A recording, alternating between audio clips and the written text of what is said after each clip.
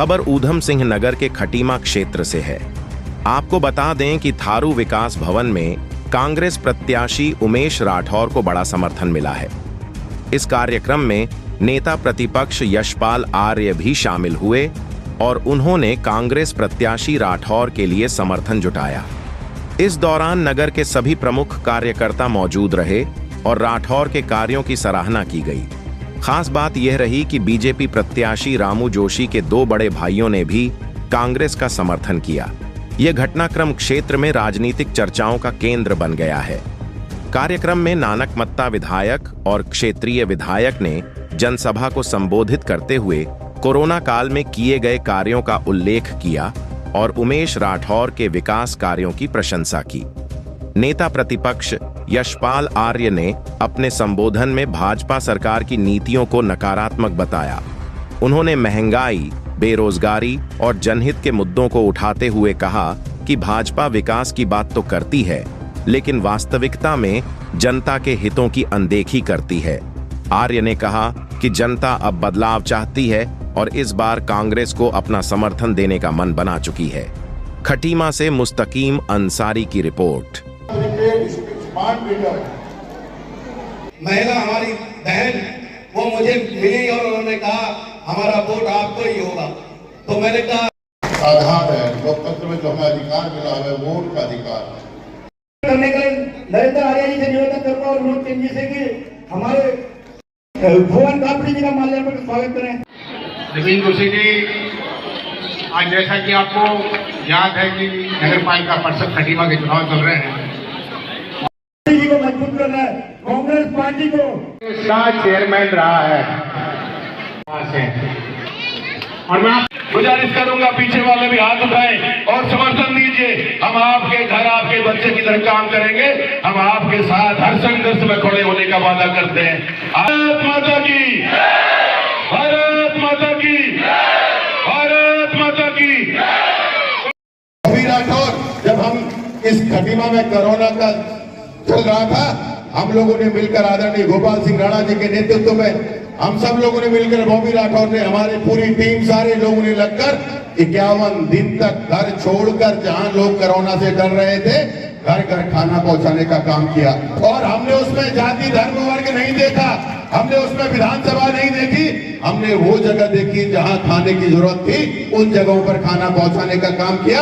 और हमारे किसी साथी ने अपना खाना बांटते हुए फोटो नहीं खिंचाया। अगर आप हमारा फेसबुक का पेज उठा के देंगे तो हमने लिखा पहले दिन का खाना तैयार, दूसरे दिन का खाना तैयार। हमने कहीं पर भी ये बात न रखी। अभी मैं आपको बताता हूँ, जब अभी बरसात में यहाँ बाढ़ आई थी, बाढ़ में जब लोग डूबे हुए थे, हमें संपर्क कर रहे थे, जब एनडीआरएफ की टीम यहाँ पर घूम रही थी, ये भारतीय जनता पार्टी के लोग तब भी जाति धर्म की बात कर रहे थे। जो डूबे हैं उन्हें नहीं निकाल रहे थे, नौका विहार करने का काम कर रहे थे।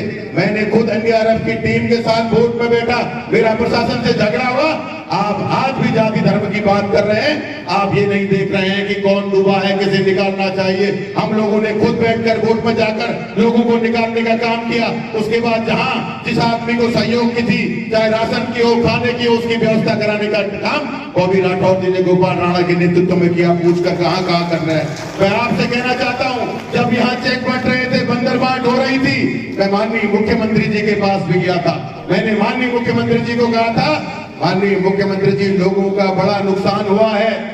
जिसके घर में पानी घुस गया, उसका 1 साल का राशन खराब हो गया है। उसके जो दीवान बेड में कपड़े, रजाई, गद्दे रखे हैं, वो खराब हो गए हैं। बच्चों के कपड़े भीग गए, बच्चों की किताबें खराब हो गई हैं, उसका इन्वर्टर, फ्रिज सब खराब हो गया है। तो 5,000 रुपए से किसी का भला नहीं होना। आप चिन्हित करिए और 25,000 रुपए की राशि आप एक व्यक्ति को दीजिए, उसे दीजिए जिसका भला हो सकता है। लेकिन 5-5 हजार की के रूप में काम कर कांग्रेस के ब्लॉक अध्यक्ष के रूप में काम कर कांग्रेस के NSY से लेके यहाँ तक की बात करी।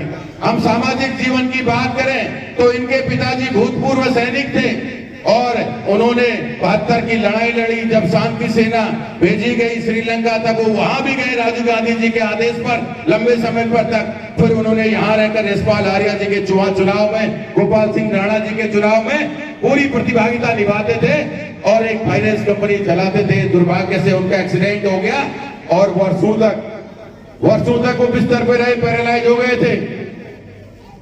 बॉबी राठौर जी ने अपने पिताजी की सेवा करी एक बेटे